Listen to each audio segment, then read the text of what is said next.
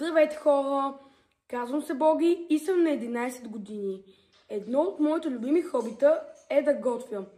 И затова в този канал ще ви споделям моите любими рецепти, като десерти, основни, салати. Като за първи епизод съм избрал да направя коледни меденки. Нека се захващаме за работа. Абсолютно всичко, което ще ни трябва е 80 грама масло, едно яйце, чаша и половина захар чайна, една чайна лъжица сода бикарбонат, 2 супени лъжици мед, 2 чайни чаши брашно и канела по желание. Нека го приготвяме. Така, приготвя се много лесно. Трябва да смесим първо яйцето.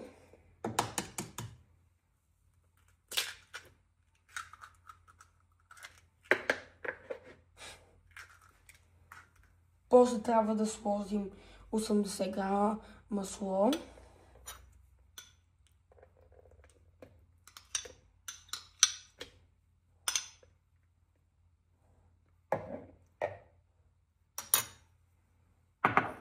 После прибавяме содата и захарта.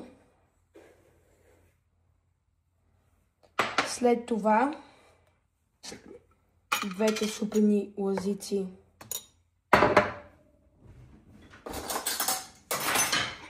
мед. Извинете за шума. Една и две.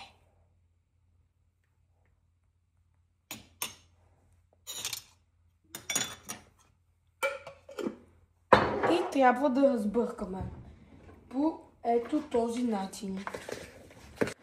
Така, сега трябва да бъркаме, докато не ни се получи хомогенна смес.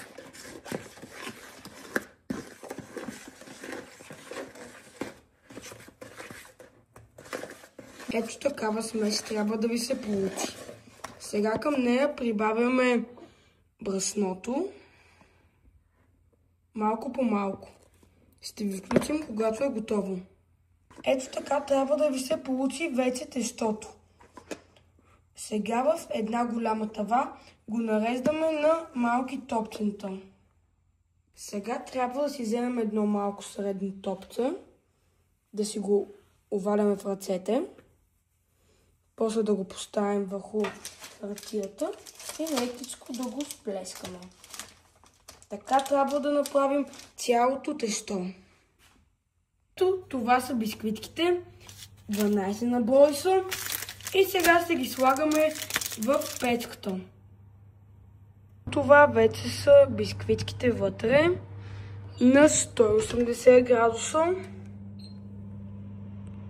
Трябва да спекат 12-13 минути или до златиста коричка и докато замириса на Коледа. Ще ви покажем крайния резултат. Здравейте, приятели!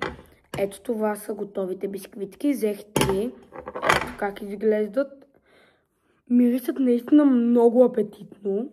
Като аз взех и такива коледни поръски и се ги поръса малко. Така сипаме си. И сега е време да ги опитаме. Ето тази.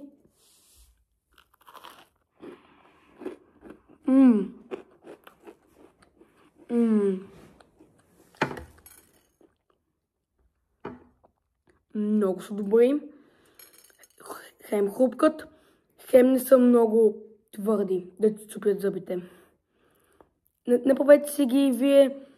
А това беше моето първо видео. Абонирайте се за канала, ако искате още. И за втория епизод пишете какво искате да сготвим. Обичам ви и чао!